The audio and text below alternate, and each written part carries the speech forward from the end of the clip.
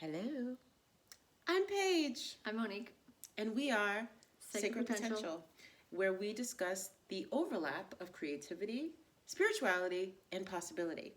Today, it's actually a really fun topic that Mo was like, you know what we should talk about? Let's pretend.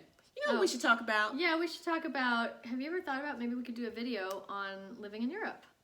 Oh my gosh, Mo, I love this topic. I think it's especially within the times that we are in now.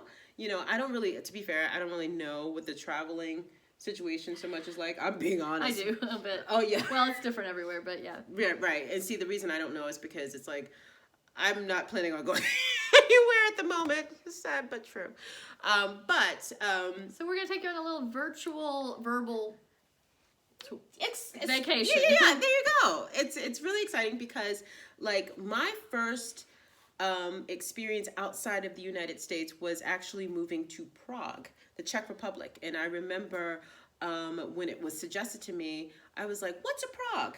I didn't even know, but like I ended up moving there with the expectation to kind of like teach English. But my whole goal for moving to Prague was actually to be in London. That's another long story where, you know, we're still in the midst of writing that book, okay? But in the meantime, the first thing I looked for when I Googled going outside of the United States was, understand, I am a Black woman. One of the things that's quite important is our hair. And like, I thought you were talking about something else. Well, just safety or something. Oh, come on. Yeah, there you go. Yeah, there you go. Reception. The reception is also a situation. But like, I was actually, it's funny. I don't think I even thought about that first. Which you know, it's funny because my mom, who's she used to say to me, like, my mom grew up in a time where, like, you know, my mom used to pick cotton. You know, so she grew up in a different time, and I remember she would always say, like, whenever I would speak of a friend, she would be kind of fascinated, and she would say, "Are they your color?" So it's just like it was a different world that she grew up in. So she was always fascinated to know that I had white friends. She would have loved you, girl.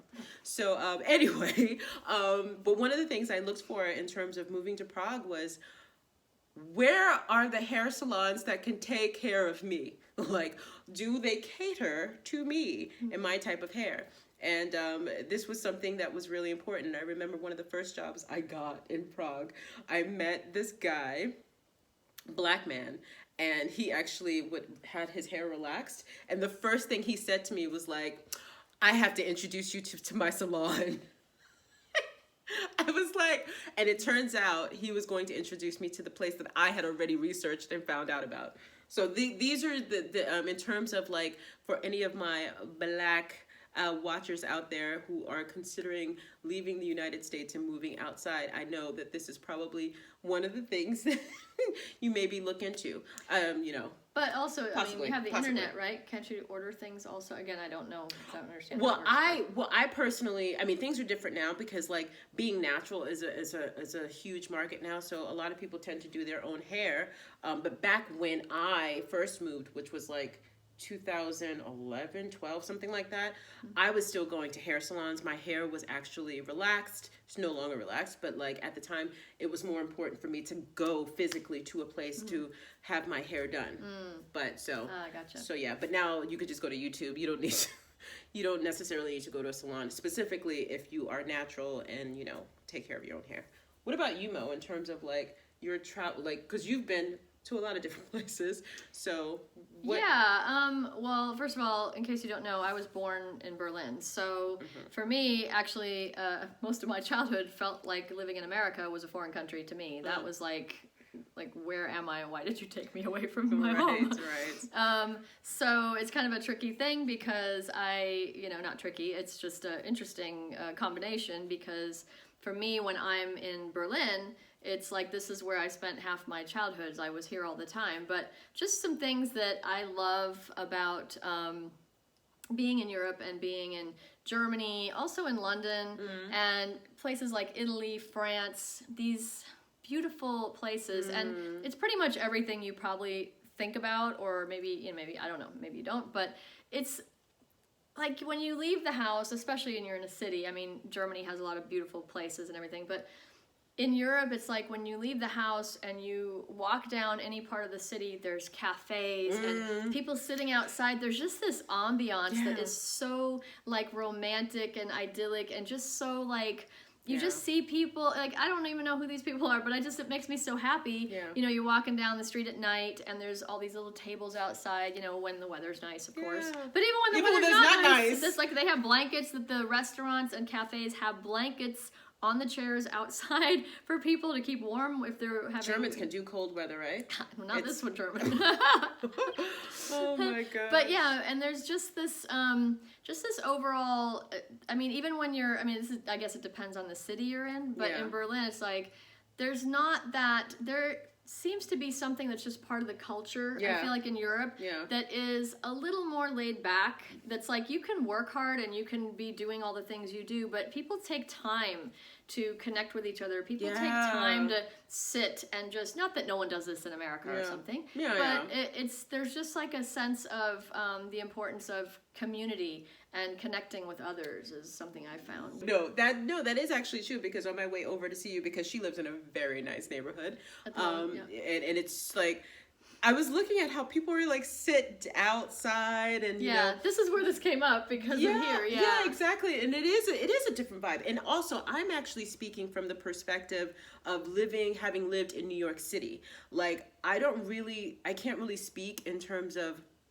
other places in the United States, but in New York City, you know what, the work-life balance here is balanced, and it's more, I almost feel like it's more balanced, or kind of more in the life section than, because one of the things I would always say to people is like, the difference between New York City and Berlin is, you can tell when someone is unemployed in New York. You can't tell when someone's unemployed in Berlin. Because to be unemployed in Berlin essentially means you're at a cafe with your laptop and like a cafe mocha, whatever it is you're drinking, and you just look so relaxed and calm and like it's just easy going. And it's just not, at least when I lived in New York, it's just not that same vibe. It's always that hustle mentality, and it's just kind of like, and this is actually in terms of some of the things that, when I first moved to Europe, one of the things I really missed, which I was kind of, I don't know why I was surprised by this, was music.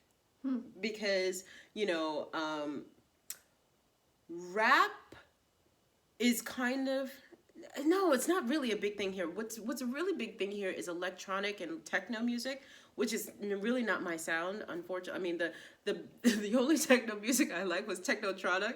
Technotronic, like, pump up the jam, pump it up. Like, come on, like, really? That was my idea of techno music. But like, but here it's like, it's hardcore. And I remember I missed rap music, and like, not that I don't like rap, I do like rap music, but it wasn't something that I craved when I was in New York City. But when I got to Berlin, I literally wanted to be a rapper. Like, I was considering being a rapper because I missed rap music. And then you have like parties, or they call them parties, like clubs that you can go to, that they refer to rap music as black music. Yes, girl. Okay. Yes. Rap music is definitely more appreciated here than R&B music. R&B music is actually almost frowned upon here. Nobody really likes it so much. So it's kind of like, I was at work the other day and my boss was like blasting like old school R&B songs, and I was like, take me back. Woo! It was just like in this moment where I really missed it. So it's like, these are some of the things that you might, you know, experience. Like, I don't even, like, maybe unless you're in London. Oh. Well, I was about to go there, but okay, so can I was just going to also mention, one of the things also that is a really big deal here is having insurance, medical insurance. Oh. Now, granted, you have to pay for it if you're a freelancer like me, but if you work for a company, it's covered. Yeah. But it's the fact that it's not like, there may be some kind of like, what do they call that, where you pay a little extra when you get something done. But let's just say if you have an emergency here, and you have to go to urgent care or the emergency room, you don't have to be like thinking, should I actually rather die than go, because you're going to be, $100,000 in debt or something. This is true. And the fact that there's just when you've been living here for a while, you don't even think about it anymore, because you know that if something comes up, you can you go to the hospital, or you go to the doctor, and it's just such an amazing feeling. And also, people here are really well taken care of. Like, if somebody has a baby here, it isn't like, we won't mention where, but certain places where, you get a few days off or a few weeks off. It's like you get a year or two, you can decide how long, and you get money for helping to raise your children. And anyway, and the education system, there's just so many things here. And so segueing into culture. Culture, museums, the history of these countries that, they're like these old countries, and they have so much rich history of the things that have happened, the artists, the writers, the musicians. I mean, Germany is like all the, some of the greatest composers are from here. And the same thing in London. So it's just like you're starved for choice almost, in terms of how much there is. I mean, of course, at the moment, things aren't operating yet like they did, but theater, I mean, is in Germany as well, but especially for English speakers.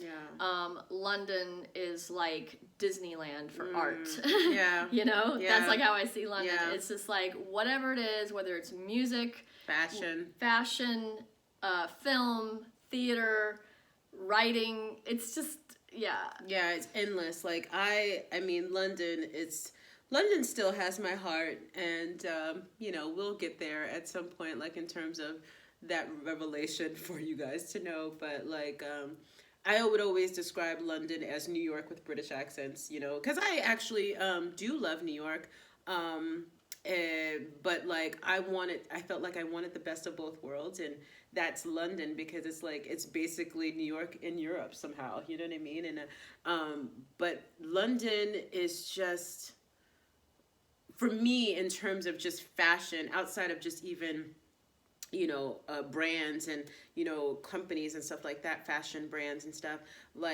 just people, because I'm all about style. Maybe, it's like, I love style, I love fashion, and I love how people tend to use that to somehow celebrate who they are, or kind of show a little bit about who they are. And in London, man, it's like the way they do it here, it's just so right. And I'm always inspired whenever I'm in London, whenever I go and meet people, and it's such a great city. It's such a great city.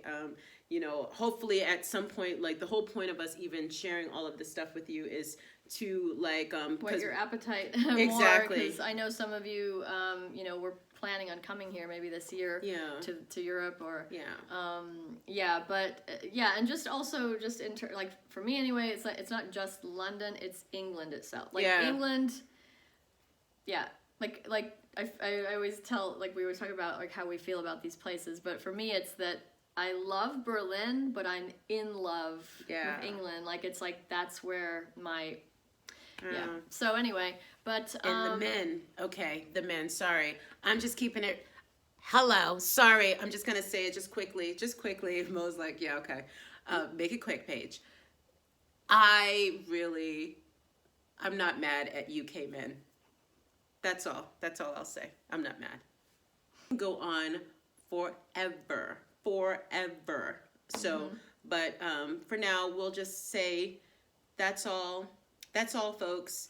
And we do look forward to, if you guys ever, when not if you will, but when you should decide to come visit Berlin or something like that, London. Reach out to us. Yes. London, reach out to us. We'd love to give you some feedback and some thoughts of places to go. Meet up. Hello. Yeah, that's actually, good point. So so long as you're not crazy. I'm kidding. No, but drop us a line, let us know your thoughts, and until then, peace. Thanks for listening and watching.